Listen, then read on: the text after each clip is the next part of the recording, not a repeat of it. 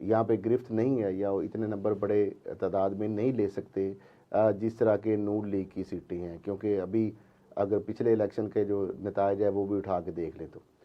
तो जहाँ तक मामला है आज़ाद अरकान जो है उनकी एक बड़ी तादाद जो है वो इंतखाबात के अंदर कामयाब हो सकती है। ये चीज़ जो है ये किसी हद तक जो है पहले आम जो पिछले इंतखाबात हैं अगर उनकी आप नताइज देखेंगे तो मुझे ये लग रहा है अब तक की जो सूरत हाल है कि इस मरतबा पिछले आम इंतखाबात की जो है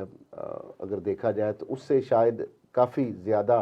तादाद में जो आज़ाद हैं वो जीत कर सामने आए। पहले जिनको इलेक्टेबल का नाम दिया जाता था, अब ये जो आज़ाद हैं ये इलेक्टेबल का रूप जो है वो धार सकते हैं। सही है। अच्छा, अब ये मसला भी है कि आज़ाद ज़्यादातर वो अरकान है जिनके बारे में पहले को उनका पॉलिटिकल कोई प्रोफाइल नहीं है, ना वो साबिक MNA हैं, ना कोई वफाकी वजीर हैं, ना वकला की बड़ी वजीर तादाद है, और ना वो कोई साबिक MP हैं या सूबाई वजीर है।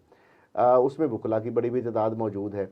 तो अब अगर ये लोग नए चेहरे जो हैं ये सामने आ जाते हैं तो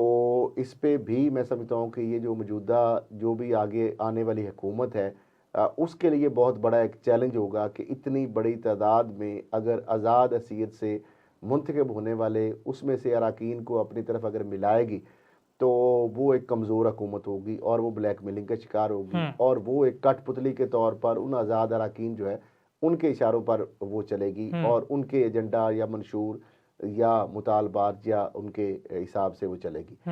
तो ये मैं समझता हूँ कि किसी भी अगर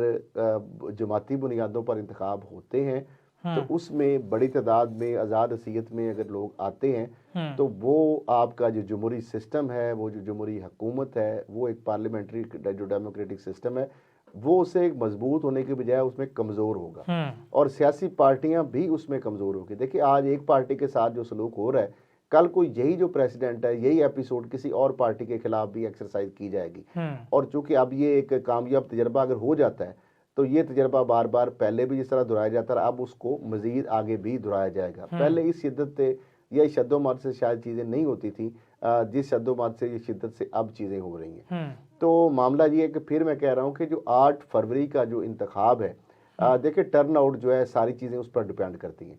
लेकिन अगर तो बहुत बड़ी यहाँ पे एक और है ना आ जाता है और वो टर्न आउट जो है वो अपना फैसला दे देता है तो मेरा ख्याल है उसके अंदर जो है मैनिपुलेशन करना या उसके अंदर टेम्परिंग करना या उसको तब्दील करना, देखिए 1920 आप बना सकते हैं लेकिन एक को 20 या एक को 100 नहीं बना सकते। तो ये चीज़ें भी बड़ी उसके अंदर जो है काउंट करेंगी। अब तो यहाँ तक सूरत हाल है कि बाकायदा